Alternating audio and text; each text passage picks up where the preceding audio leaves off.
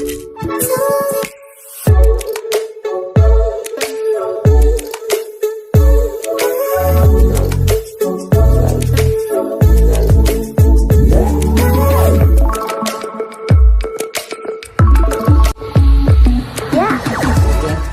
समस्त को आम चैनल क्रिएटिव आइडिया स्वागत तेज रही आप न्यूज अपडेट 2220 जहाँ आप पाइपुम चैनल माध्यम बहुत सारा एजुकेशनल इनफर्मेशन अच्छी निश्चित आप सेयार कर प्रथम अपडेट रही आपणकर जी एंड पीजी डिपार्टमेंट पक्षर किसी आईएएस मानकर यहाँ रेगुलर बेसीस होची आगु इलेक्शन अच्छी एंड राज्यसभा इलेक्शन अच्छी आपणकर पंचायत इलेक्शन अच्छी से एंड किसी आईएएस बर्तमान एपट सेपट होती डिफरेंट डिफरेंट जगह जाइछंती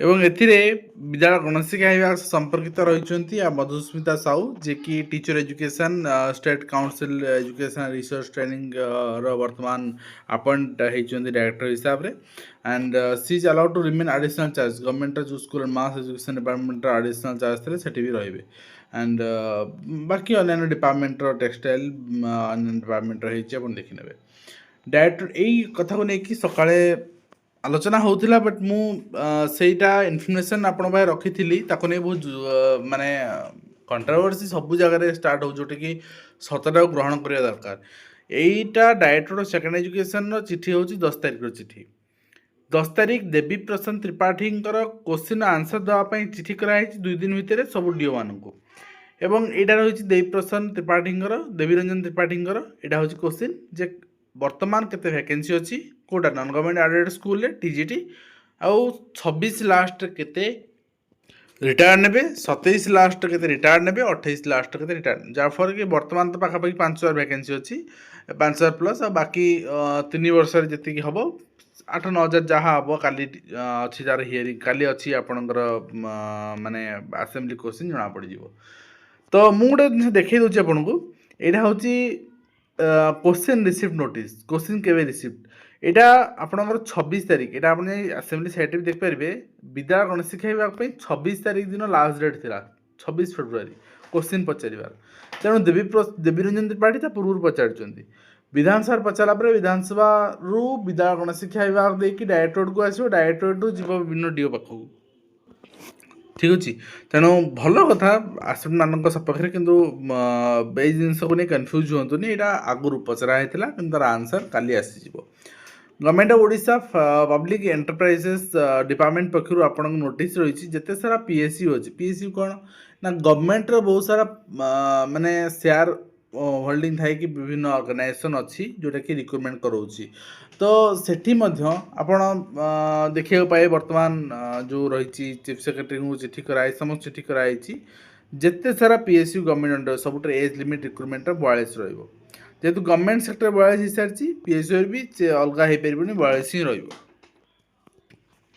नोटिस रही सहित काली आम ट्वीट करूँ जे आपण 7 मास डिक्लेयर कले जे आम रेगुलर करूँ किंतु 7 मास पर आज पर्यंत आज करूँ काली करूँ मास करूँ फाइल रेडी आ पाखे अच्छी ता पाखे अच्छी एटी आसो यही कथार माने कौन तो एवं से कथा सहित ये जो कॉन्ट्रैक्चुअल रिन्यूअल जो आसूची बर्तमान नोटिस आसूची आर उद्देश्य कौन जदि आपणकर रेगुलर कर अच्छी कॉन्ट्रैक्चुअल तो से रिन्यू करिसेंती वर्षे भितर करिसेंती आउ गोटे वर्ष कंप्लीट हेनी तेणु अक्टोबर जाए अच्छी एत तरबरिया भाव में पुणी आउ गोटे वर्ष कॉन्ट्रैक्चुअल रिन्यूर अर्थ कौन तो ये सरकार कंट्रोल डीओ माने नहांती ऑफिसर्स मान कंट्रोल कहीं नहांती सरकार कथार कहीं नहांती ये व्यवस्था शिक्षा व्यवस्था चली बर्तमान नेक्स्ट होइछ आपण देखिबे प्रति पंचायत रे बैंक खोलिया निर्देश एवं एटा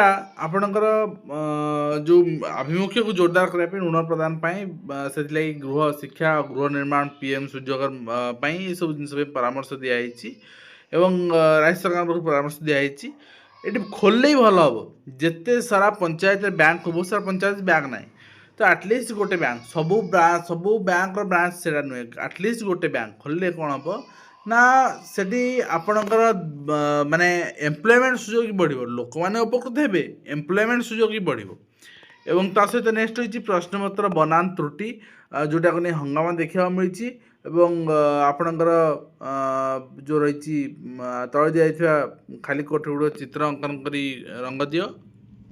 ଚିତ୍ରାଙ୍କନ ପରୀକ୍ଷା ଏବଂ କଥା ହେଉଛି ଓଡ଼ିଆ ଅସ୍ମିତା କଥା କହୁଥିବା ସରକାର ଓଡ଼ିଆ ବନାନ ତ୍ରୁଟି କେମିତି ହେଲା। ଦୃଢ଼ କାର୍ଯ୍ୟାନୁଷ୍ଠାନ ଦାବି କରିଛି ଶିକ୍ଷକ ସଂଘ, ହେବା ବି ଦରକାର।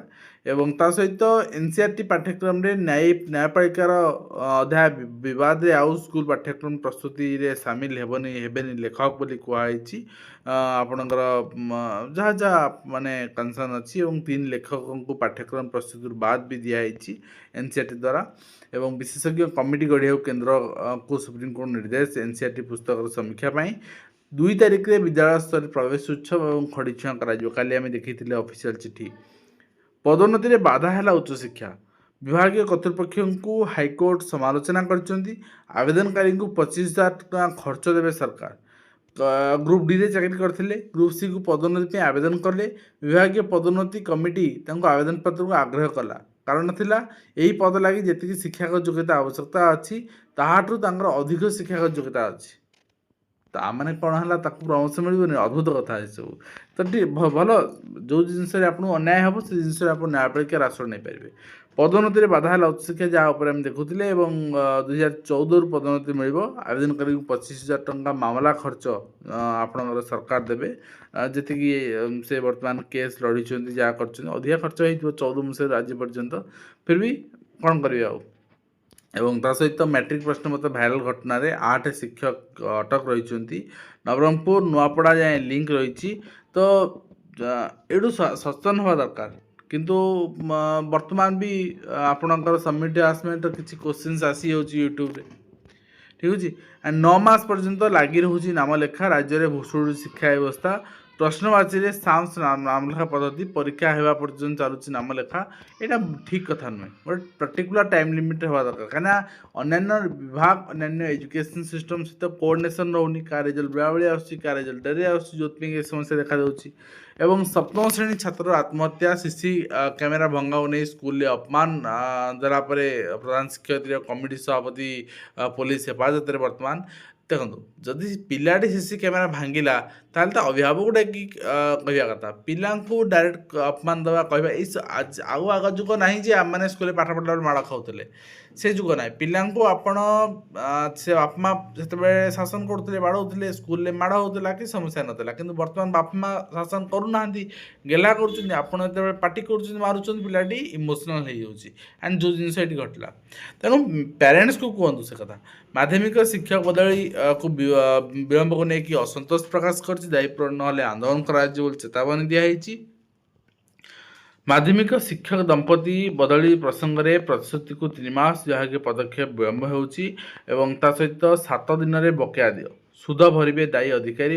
ଦରମା ପ୍ରଦାନରେ ଅବହେଳାକୁ ନେଇ ହାଇକୋର୍ଟ ଅସନ୍ତୋଷ ବ୍ୟକ୍ତ କରିଛନ୍ତି ମଧ୍ୟ। ଏବଂ ଓଡ଼ିଆ ଭାଷା ଶିକ୍ଷକ ନିଯୁକ୍ତି ଦାବିରେ ଆଶାୟୀ ଗର୍ଜନ କରିଛନ୍ତି। ଠିକ୍ ଅଛି, ଓଡ଼ିଆ ଭାଷା ଶିକ୍ଷକ ଆପଣଙ୍କର ନିଯୁକ୍ତି 20-25% ଦିଆଯିବାକୁ ନେଇ ସେମାନେ ପ୍ରଶ୍ନ କରିଛନ୍ତି। ଲିଫ୍ଟ ରିଜର୍ଭରେ କଳା ଶିକ୍ଷକ ପଦରୁ ପଦରୁ ଭାଗ ନୁହେଁ, ବଟ୍ ସ୍ୱତନ୍ତ୍ର କ୍ୟାଡର, ବାସ୍ ଏଇ ଜିନିଷ ହିଁ ଦରକାର। ଆର୍ଟ୍ସରୁ ସେପାରେସନ୍ ରିକ୍ୱାର୍ଡ଼ ନାହିଁ। ସେପାରେଟ୍ ଆପଣ ଓଡ଼ିଆ ପୋଷ୍ଟ ତିଆରି କରନ୍ତୁ। ଏଇନା ମାଛ ତେଲେ ମାଛ ଭାଜିବା ସରକାର ଛାଡ଼ନ୍ତୁ। ଏବଂ ଓଡ଼ିଆ ଭାଷା ଶିକ୍ଷକ, ଭାଷା ଆଶାୟୀ ଶିକ୍ଷକ ସଂଘର ବିକ୍ଷୋଭ ନିଶ୍ଚିତ ଭାବରେ ଏଇଟା ଗୋଟେ ଭଲ ଦିଗରେ ଅଗ୍ରସର ହେଉଛି ଏଇଟା। ଏବଂ ଏସ୍ଆଇଆର୍ ପାଇଁ ନିର୍ବାଚନ ଅଧିକାରୀଙ୍କ ରାଜ୍ୟସ୍ତରୀୟ ପ୍ରଶିକ୍ଷଣ, ଫର୍ମ ଗୁଡ଼ିକ ଡିଜିଟାଲାଇଜେସନ୍ ଉପରେ ଗୁରୁତ୍ୱ ଦିଆଯାଇଛି। ଏବଂ ସିଟେଟ୍ ଯେଉଁମାନେ ଏକ୍ଜାମ୍ ଦେଇଥିଲେ 7 ତାରିଖ 8 ତାରିଖ, ସେମାନଙ୍କର ବର୍ତ୍ତମାନ ରେଜଲ୍ଟ ଆସିସାରିଛି। ଆପଣ ଚେକ୍ କରିପାରିବେ, ଯେଉଁ roll number, date of birth check କରିପାରିବେ। ଏବଂ ଯେଉଁଟା ଆପଣଙ୍କର ହେବାକୁ ଯାଉଛି, ସର୍ଭେ ହେବାକୁ ଯାଉଛି, ଆପଣଙ୍କର house holding survey, census survey, ଆଉ ଆପଣ ପପୁଲେସନ୍ ସର୍ଭେ, ଏଇ ଦୁଇଟା 9,000 16,000 ଟଙ୍କା ମିଶି 25,000 ଟଙ୍କା ଆପଣଙ୍କୁ ଏକ୍ସଟ୍ରା ମିଳିବ, ଯେଉଁଟାକି ଆପଣ ସର୍ଭେ କରିବେ। ତ ଏଇ ଥିଲା ଆଜିର କମ୍ପିଟେଟିଭ୍ ଇନଫର୍ମେସନ୍। ଆଶା କরি ଭିଡ଼ିଓ ମାଧ୍ୟମରେ କମ୍ପିଟେଟିଭ୍ ଇନଫର୍ମେସନ୍ ଦେଇପାରିଛି, ହେଲ୍ପଫୁଲ୍ ଦେଖା।